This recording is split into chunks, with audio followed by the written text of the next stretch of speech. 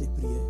Il y a un prix à payer. Et à la fin, pour avoir une famille stable, 10 familles, pour avoir une famille stable, il y a un prix aussi à payer. Vous pouvez naître du même père et de la même mère. Mais pour rester une famille stable, voilà pourquoi tu vois d'autres familles, ils étaient enfants, ils étaient ensemble.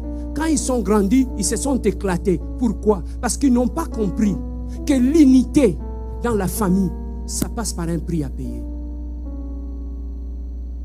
Pour rester unis dans la famille, le premier prix qu'il faut payer, c'est d'abord le prix de l'amour. Vous aimez entre vous.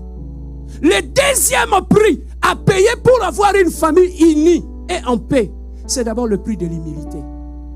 Une famille qui est bâtie par les orgueilleux, vous allez vous éclater, vous allez faire la honte dans la ville ici. Aucune famille des orgueilleux ne peut aller loin. Mais une famille des hommes humbles, c'est une famille où même s'il y a un problème, ils vont s'humilier pour trouver la paix et rester unis. Il y a le prix de l'humilité, il y a le prix de l'amour. Il y a des concessions que chacun doit faire tout au point de son caractère pour rester uni. Ce n'est pas moi je n'aime pas ça, moi c'est ça ou c'est rien. Papa Bo Panzana. Pour qu'une famille soit unie, il faudrait que certaines choses, même si ça te fait mal, mais tu l'acceptes pour que nous puissions rester unis. Tu vois les prix à payer. C'est parce que vous ne voulez pas payer les prix de l'unité dans la famille. Chacun est dans son coin, non? C'est parce qu'on ne sait pas que la famille, l'unité dans la famille, ça passe par un prix à payer. Payer le prix de l'amour, payer le prix de l'orgueil, payer le prix du pardon. Si vous ne voulez pas payer le prix du pardon, vous n'êtes pas incapable de vous pardonner mutuellement. Papa, le quoi tour de Babel.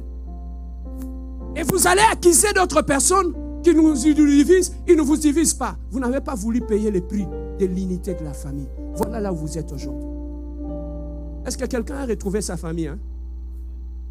Tu as retrouvé ta famille. Hein? Tu comprends maintenant pourquoi vous n'êtes pas unis? Parce que vous n'avez pas voulu payer le prix de l'unité dans la famille. Le prix de l'unité dans la famille, c'est lorsque un a, on le soutient pour l'amener loin. C'est ça le prix de l'unité dans la famille. On n'écrase pas les Joseph dans la famille. Pour monter loin, on ne détruit pas les David dans la famille. Goliath va exterminer la famille. Une famille qui a la révélation, qui sait que là où nous sommes, notre Joseph, ce matin, on prie pour lui. C'est par lui que la bénédiction entrera dans ta famille. Beaucoup de familles souffrent aujourd'hui parce qu'ils ont tué leur Joseph. Joseph, c'est celui qui souffre, qui fait la prison. Mais regarde, bien-aimé dans le Seigneur, celui qui avait la réponse à sa famille. Mais il avait quel parcours? Sa famille ne s'était pas moquée de lui.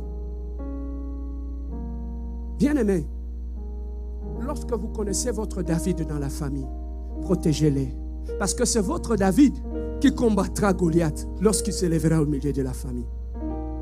Lorsque dans la famille, tu sais que notre sœur ici que tu vois, c'est elle l'Esther de notre famille. C'est elle qui gêne dans la famille pour toute la famille. C'est elle qui vient avec la solution dans la famille. Dans votre famille, qui est votre Esther? Est-ce que vous la connaissez? Non. Dans votre famille, est-ce que vous connaissez votre David? Non. Dans votre famille, est-ce que vous connaissez au moins votre Joseph? Non. Beaucoup de familles souffrent aujourd'hui. C'est parce qu'ils ont tué leur Joseph, leur David et leur Abraham. Aujourd'hui, ils n'ont plus personne. Voilà pourquoi une famille qui est dans la révélation protège les grâces dans la famille. Est-ce que quelqu'un a été béni? Est-ce que quelqu'un a été béni ce midi? Voilà, bien-aimé dans le Seigneur, la loi des sacrifices. Dans la vie, il n'y a rien pour rien. Il y a toujours un prix à payer. Paye le prix aujourd'hui pour que demain, tu sois victorieux et que tu sois content et que tu puisses aller loin avec Dieu. Même pour aller loin avec Dieu, il y a un prix à payer. Le prix de la montagne, le prix de jeûne et prière, le prix où tu laisses les amis, tu te retires seul dans la prière. Est-ce que quelqu'un